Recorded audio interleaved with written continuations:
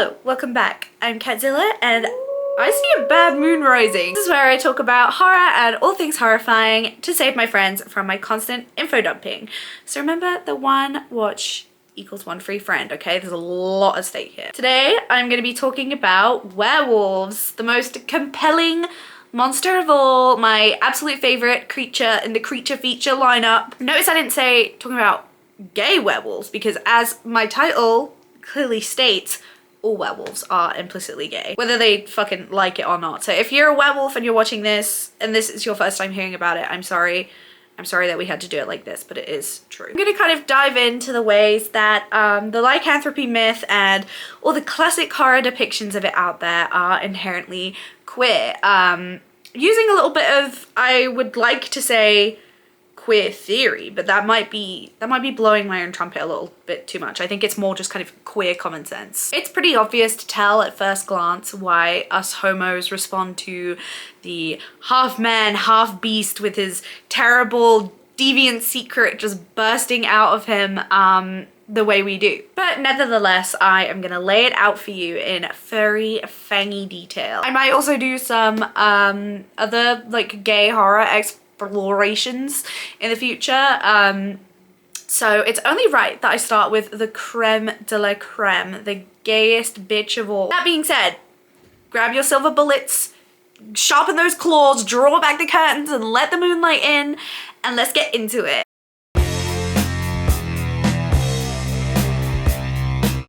I just want to start out by acknowledging allegorical, read between the lines kind of queerness, queer subtext. Sorry for that profanity. Queer subtext is the much more efficient way to say that. Some of you uncultured individuals right now might be thinking, damn, you're talking such a big game about all these fucking gay werewolves and all their gay werewolf movies, implying that they're just having a massive gay werewolf orgy over every single werewolf movie. And I have never seen a gay werewolf movie featuring a gay werewolf orgy. And like, first of all, shame on you for never having seen I Was a Teenage Werebear 2011. But that is in fact where queer theory comes in, because it's theory. It's all about what is implied and how things in a film resonate with the viewer rather than like what is explicitly shown on screen or even what was like consciously intended by the creators. Like, I don't think either Stephen King or John Carpenter set out to make Christine 1983 intensely flamboyantly homoerotic, but— Are you kidding? You carry your life savings between your legs. Come on, Arnie. sometimes things just pan out that way. I am at no point in this video gonna try and tell you that John Landis set out to craft his 1981 frat boy comedy horror An American Werewolf in London to be a gay masterpiece, but the movie's gay vibes kind of emerge by themselves and their impact on queer culture is thus important. Subtext has always been the backbone of like queer horror studies because for the majority of like the golden age of cinema we had nothing but absolute crumbs to go off of. The Hays Code was pretty much alive and well during that era. It was kind of like a rule book for filmmakers to follow about what they could and couldn't show in their films. It was established in 1930. This was before we had age ratings and stuff, and so everything was put under the same like big blanket restrictions. So for example, no one in a film could swear or say offensive things. They couldn't act not Catholic. Even stuff as lame as like the bad guys must always be defeated by the good guys. A core part of the Hays Code though is that no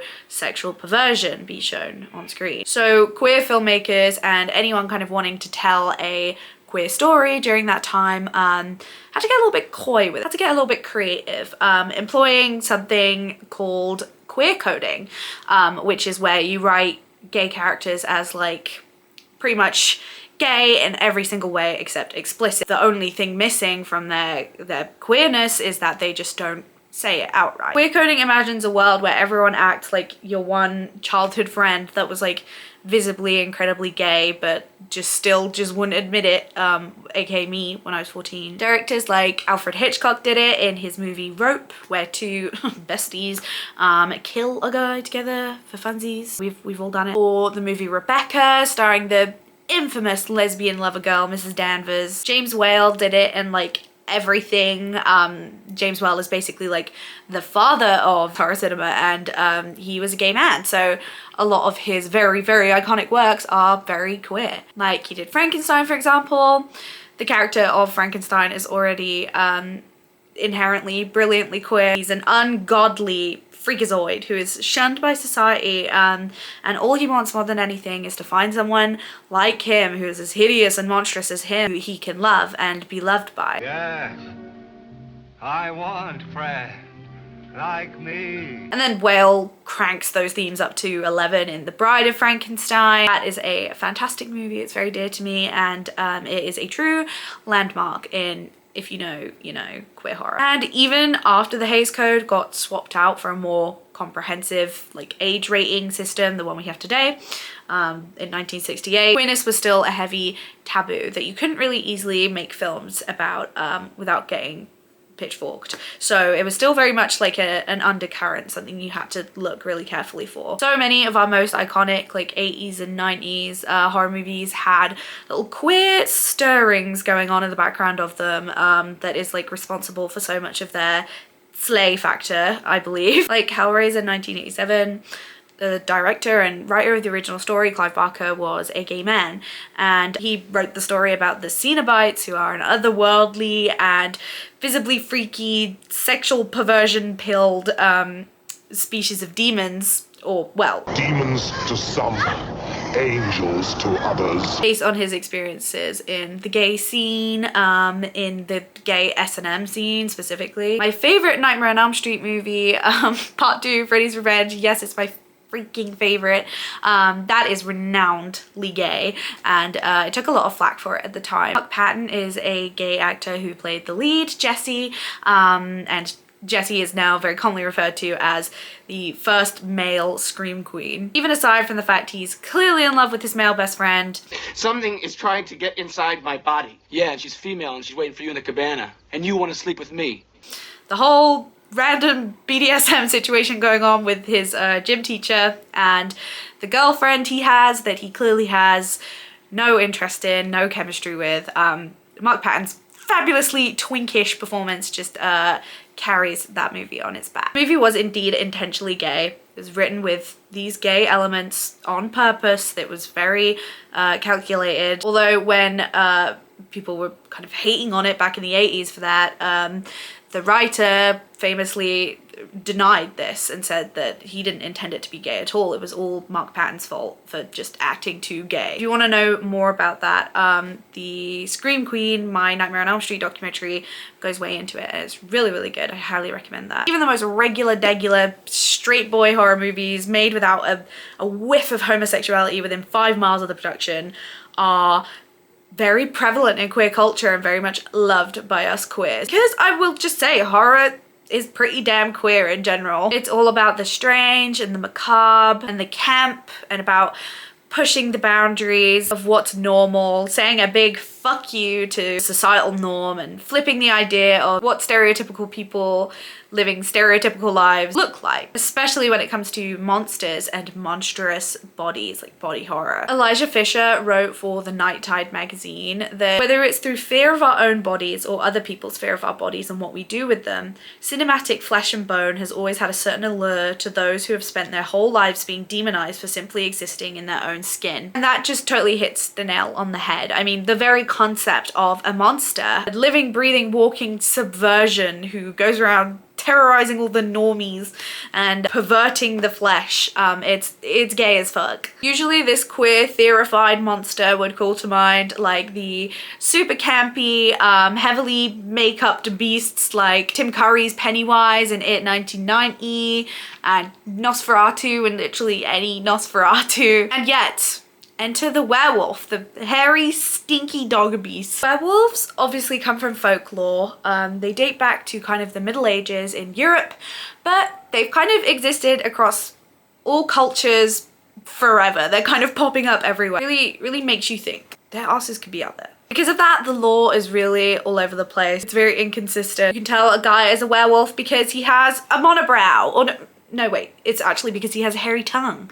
Or no wait, it's actually because when he's in wolf form he has no tail and human eyes. It sounds fucking disgusting. You become a werewolf from drinking magical werewolf beer, or taking a nap in the moonlight, or making a pact with the devil. Why not? So when it comes to werewolf media, it goes without saying there's a lot of different vibes, a lot of different kind of takes on the werewolf that one can choose from. There is one rough unifying structure, however, to the werewolf mythology, which is it's a human being who walks among us as normal but will occasionally metamorphosize into a wolf or a wolf-like creature. Sometimes a de-wolfing solution will exist in the story's universe, so there might be something like wolfsbane potion or something, but usually that'll be quite hard to get hold of, and the story's main kind of conflict will center on the person, the werewolf being stuck like that. The wolfish state is very much against a person's will, and they are just fighting a losing battle against their own body. No matter how good and normal a guy is in his everyday life, no matter how little he wants to hurt anybody, he will painfully transform into this vicious, savage beast every time he gets that little bit of full moon in him. This is entirely a queer experience, is it not? An other self, like bursting forth out of you, that feels immoral and feels foreign to you. And the more you try to repress it, the more violently it will emerge on its own. It prevents you from living that average Joe, married with kids, 9-to-5 life that you so desperately crave. The archetype of an average Joe getting pulled away from his beautiful, normal, perfectly acceptable female love interest by his affliction with lycanthropy constantly comes up in werewolf stories. Even back in the 12th century, we have stories like Bisclavret by Marie de France, where a man drives a wedge between him and his wife by mysteriously disappearing from her for like weeks at a time, occasionally to, you know, transform into a dog beast. When he finally tells her that he is a werewolf, he comes out to her, she is absolutely horrified and no longer can bear to lie with him at night. George Wagner's The Wolfman, 1941, pretty much the blueprint for werewolf movies, also has its titular wolfman, Larry Talbot, torn away from a girl he just fell in love with by getting wolfificated right after. The Lee Whannell reboot of that came out earlier this year was not great, but it took that up a notch by making the lead's wolfiness completely destroy his already crumbling marriage and his whole kind of family structure with his daughter. The same happens with An American Werewolf in London, 1981, where David falls in love with his nurse but transforms into a savage beast after looking to settle down with her and finally recover from his various traumas he goes through in the film. The Curse of the Werewolf, 1961, toys with the idea that true love can save a werewolf from his affliction. Only when said werewolf, Leon, does shack up with a girl he loves, it's not enough to save him from transforming and ultimately dying. Alternatively, we get my personal favorite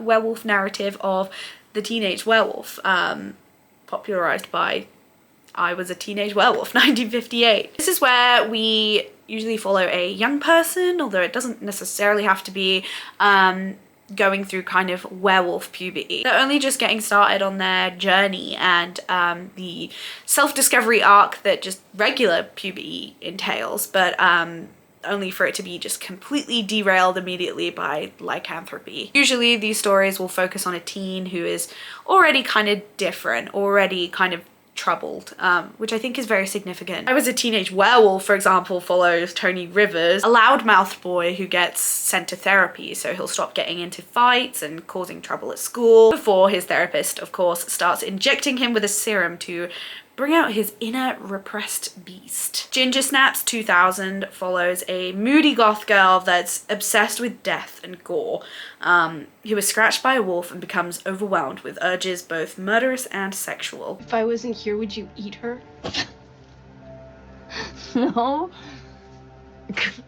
God, that'd be like fucking her. I like what Ginger Snaps does with the idea of a werewolf transformation. It's a slow, gradual change into a permanent beast state rather than like a quick full moon moment. It starts off small with Ginger sprouting hairs on her chest and just getting a really heavy period, and then escalates to her hair and eyes are turning white and she's sprouting a full-on tail. These transformations all feel like a suitably dramatic and freaky-fied kind of queer puberty. Your own flesh and bone becoming alien to you that feels completely monstrous and out of control. And you just have to give into it. All of a sudden, it is just your physical reality. That same article from Elijah Fisher describes werewolves as defined by the curse of bodily urge, which your developing queerness can certainly feel like a curse. You feel like you couldn't be more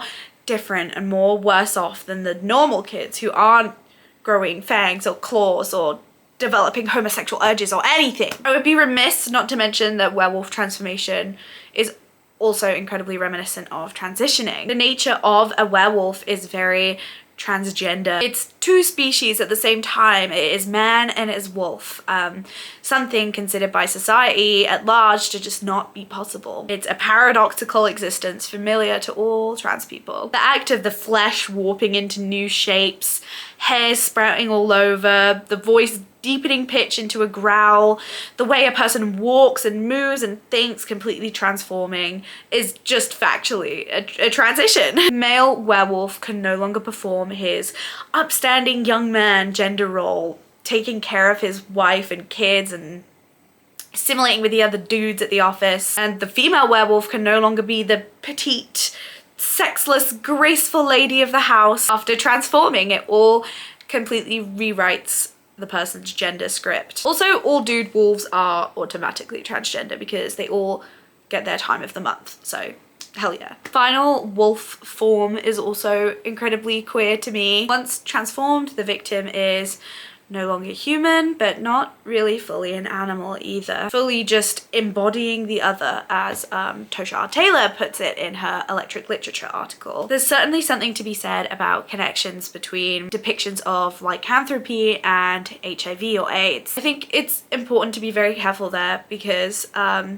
AIDS is something that there is still so much incredibly dangerous misinformation about, and I fear that like AIDS victims being depicted as violently forcibly infecting each other is less a little subtle something that queer people spot and feel oddly seen by, and more just a direct reinforcement of everything any violently homophobic viewers were already thinking. Like, I guess what I'm saying is that those similarities are definitely there, but I don't know that that's like a good or useful thing. But I do think the way being a werewolf feels isolated by everybody because of being viewed as too dangerous, unwell and exhausted from the like physical toll of their transformations and wolfy activities, but rarely being able to explain that to anyone. I do think it is totally valid for HIV positive people to like feel represented by that. I mean, any of it is valid obviously for HIV positive people to feel seen by, but I'm just saying I think people like fucking J.K. Rowling being like, oh yes, I made this character a werewolf because he actually has AIDS. Hell yeah, like that's kind of a problem. It's not only the lack of control and like explosive intensity of being a werewolf that rings true with queerness, but also the social ramifications of being a werewolf. Not only are you having to regularly become an animal and kill people against your will, but everyone around you's also got to be a real stuck-up bitch about it. Werewolves are excommunicated, completely shunned from society. It's pretty much impossible for a werewolf to be open about their affliction and have any friends or a happy family or a partner. The werewolf form in itself is basically all of society's worst notions about queer people wrapped up into one. It's a creature that is pure id. Most people, upon finding out, will regard the victim as a predator, moved only by its base instincts and its want to pass on its curse to make that shit everybody else's problem. The werewolf is a freak. There is a good bit of werewolf media that deals with like human characters trying to suss out who's a werewolf, trying to like get to the bottom of who's responsible for any suspiciously wolf-like killings going on. Like Silver Bullet, 1985, it follows two kids who have sleuthed that a werewolf must be responsible for the several mysterious murders in their town, and they go on the hunt to figure out who it is, then try and stop the guy accordingly. The Beast Must Die, 1974, sees a group of people all staying in a mansion,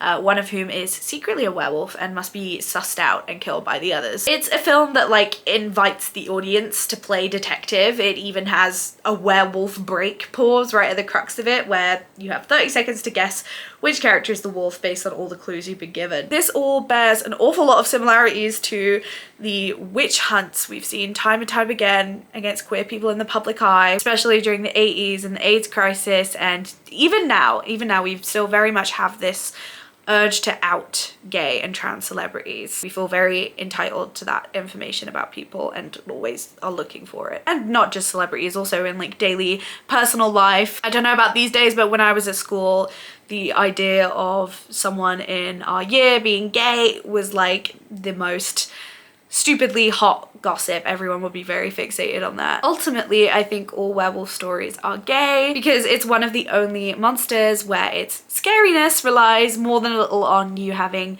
empathy for it. There are movies and books and such out there that are just like about big, mean, scary werewolves coming in and fucking up everyone's day. Like Company of Wolves, 1984, for example. It's a fave of mine. But I think mostly why they're such a horror staple that have scared people for years and years it's not because people are scared of werewolves, being attacked by werewolves, but they're scared of being the werewolf. It's a narrative that forces you to think about what if you were the monster. And the truth is that queer people have been forced to think about that for the majority of their lives. When you've been made to play the monster your whole life, sometimes the actual creepy, cruelly ghouly monsters are incredibly comforting, yet they absolutely are now a fundamental part of queer culture. So that is all for now. Just a quick little crash course for you guys. Just one for all my girlies who watched It Chapter 2 and saw that they made Richie Tozier gay and were like, okay, so where's the werewolf scene from the book? Why would you not utilize that beautiful, beautiful werewolf scene that he has? Thank you for watching. I hope you enjoyed. I hope you wolfed out a little. I'm going to give you a clue for my next video. Okay, are you ready? Until then, in the meantime, what are you watching? What are you reading? I am still reading Hex by Thomas Oldhoyvelt. I feel like I've mentioned this book in about 85 videos now because I'm taking so long to read it, but it's okay because I love it. I don't want it to end. Let's keep these good vibes going. As for movies, today I watched the 2010 Nightmare on Elm Street movie. It was fucking terrible. It was absolutely terrible. If you hate yourself and you want to have like a really bad day, if that's the vibe, go watch it. What about you guys? Let me know. Let me know what's the vibe. Bye!